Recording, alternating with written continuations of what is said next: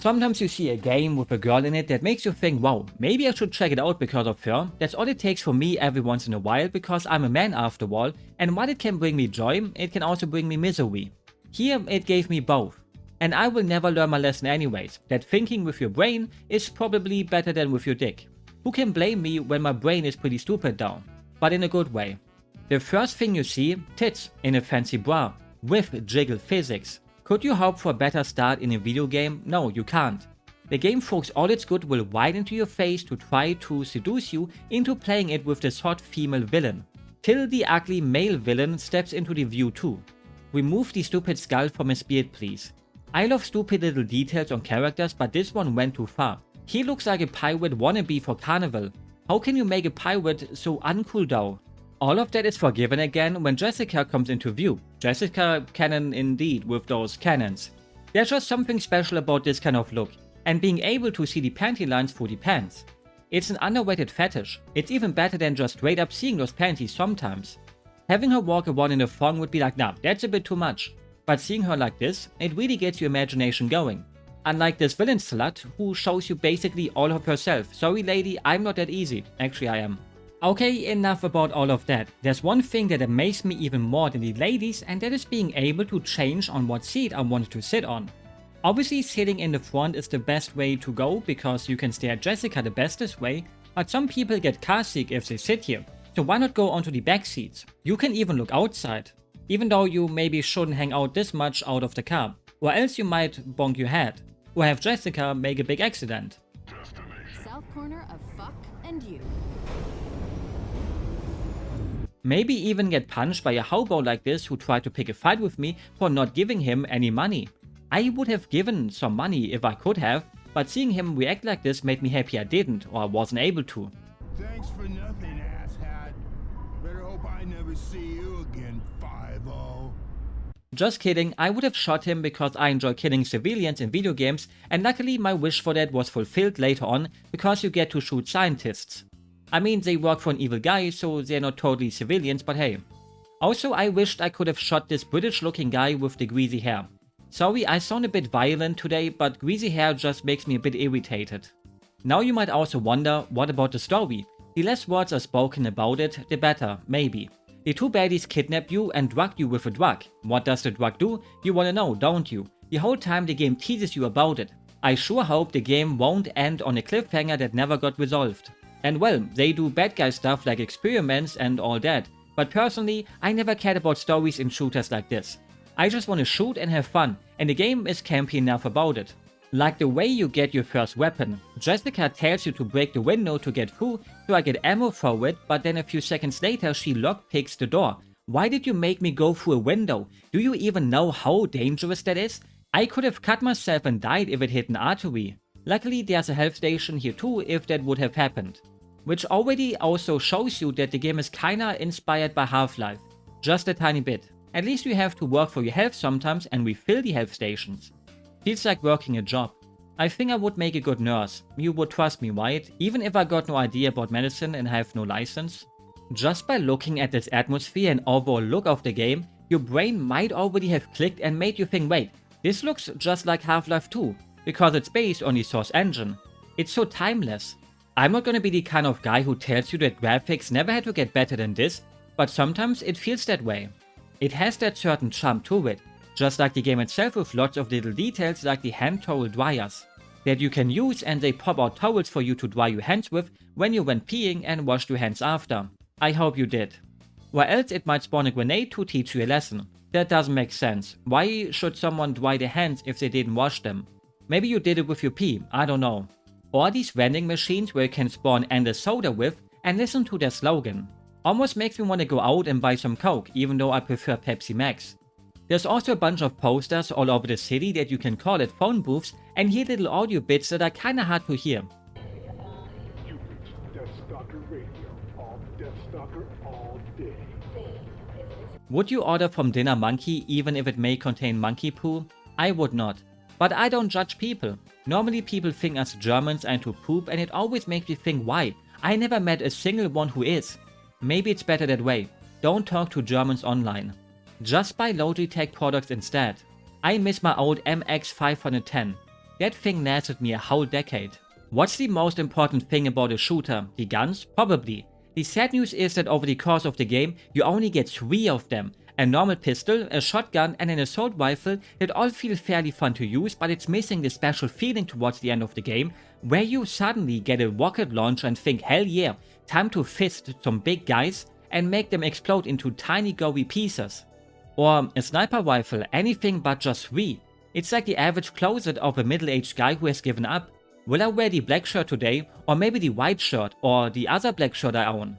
At least the guns have a second shooting mode, where the normal pistol has somewhat of a railgun effect on it, the shotgun shoots multiple little balls, just like me, and the assault rifle has a rocket grenade launcher. So you do kinda get a rocket launcher, but it's not a rocket launcher unless it's huge. I'm a size queen, but only for rocket launchers. You can feel the Half-Life 2 influence at every point, and it's not just because of the engine and the graphics and all that, but also the structure of the game to a certain degree. Half-Life 2 has not made up the concept of going through a city for a bit, going around a beach and ending up at a lighthouse, having a little car section in the middle of it, and at the end you climb up a tower, but when you play this game, it's all you think about, oh, this is just like Half-Life 2 kinda. It's like being into a specific kind of girl, so you get another bipolar girlfriend, but she's way less crazy than the last one and more lame, but you have to pretend otherwise. In the back of your head you will always compare them. For 50% of the game I sat there and had my fun. Popping heads off felt great, even if it's the same enemies for basically the whole game, mixed in with some mutants where you even get a little boss fight. Who is pretty spongy but simple enough. At least it's a bit of variety. After this point the game introduces the minigunners and they have wounded me. Fighting 1 or 2 of them, fine, I can do that for you, but when you get to the citadel, I mean the random tower, I felt like the game wanted me to hate it. This is the point where the game jumped the shark for me, and it jumped the whale next. And any animal you could think of. Every time you think, okay, they made me fight 5 minigun guys, they can't do more than that, right? No, think again. Time to fight over 7 of them on a little ledge, so many that they block themselves and make it easy for you. Before another 2 of them show up, around every corner you suddenly will expect them now.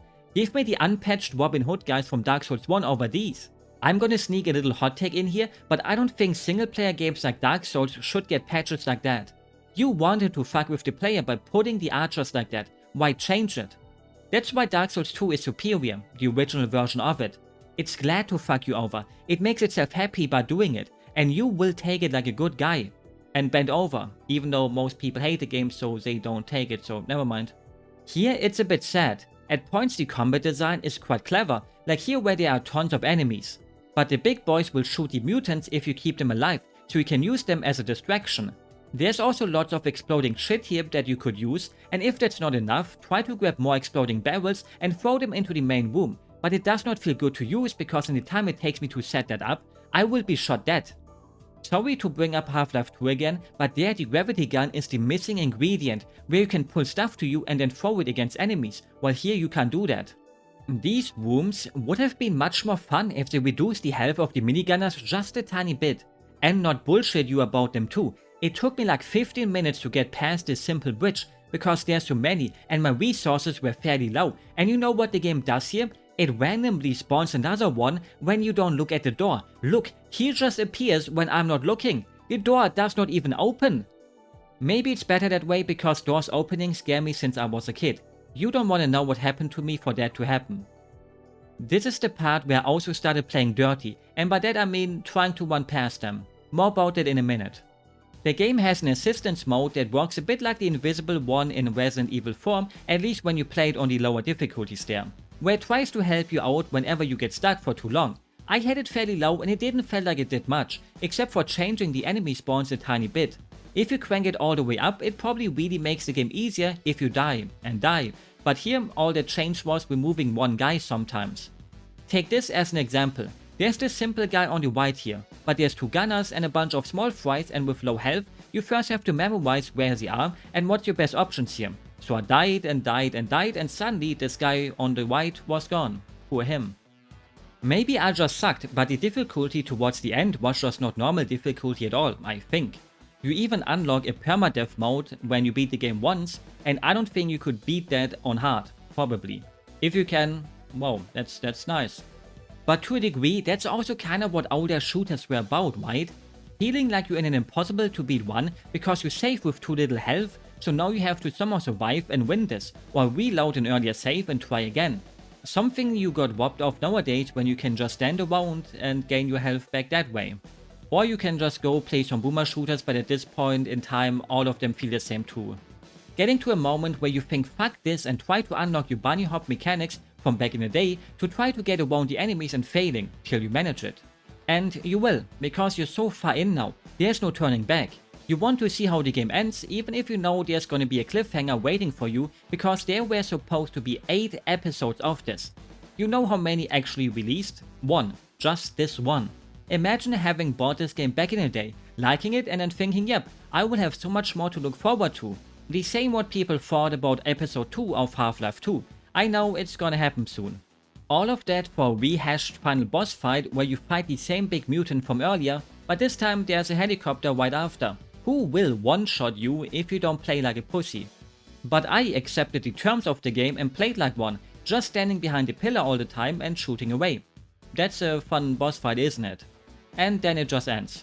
In the credits you also get some of the characters saying some funny random stuff, like even a "your mom" joke. No concept of the scope of this operation. This isn't about you. It is not about me. It's about your mother! I said let's kick ass, not lick ass. They did the same thing with Counter-Strike deleted scenes, so I think that was a visual entertainment kind of thing since they worked on both. At least sometimes you get to shoot together with Jessica, and then even the minigunners feel fair because you can use her as your meat shield. Sorry lady. If I would have been on the Titanic, I would have not let kids and women get saved first. The AI feels kinda dumb and will block you sometimes and get into your way, but that's okay for being unkillable, so you can just hide behind her, for multiple reasons. I felt a bit bad trying to get a good shot of her butt here, but she kept backing off, so I felt the game was judging me. I'm so sorry. The part where so many enemies suddenly try to murder you by coming in with elevators felt so easy because of her. Every shooter game should give you a cute sidekick like her. For multiple reasons again. I guess every few months I feel like playing a mediocre shooter campaign to make a video about it, mostly from the 2000s. What a time to be alive, luckily I was. Unlike now where I feel that every bit of my soul already got consumed by how the world has turned out to be after growing up. The boomer mindset really just randomly gets installed into your brain one day when you reach a certain age, against your own will. You can run as fast as you want to, but you will still think that things were better back in your day. Where even a 5 out of 10 like this feels better than the 5 out of 10 nowadays. Even though I would give it more like a 6. Because there's this special feel about it, you know? It was an entertaining enough game for me, but I enjoyed somewhat trashy games. It also went perfectly fine except for one time where the evil ugly guy orders his guys to get the submarine ready, but they never moved. So I waited a bit before reloading a save and saw, oh, they are supposed to go away. Or sometimes when I reloaded a save I could hear some random screams, but maybe that was just coming from a basement instead. Every German loves their basement.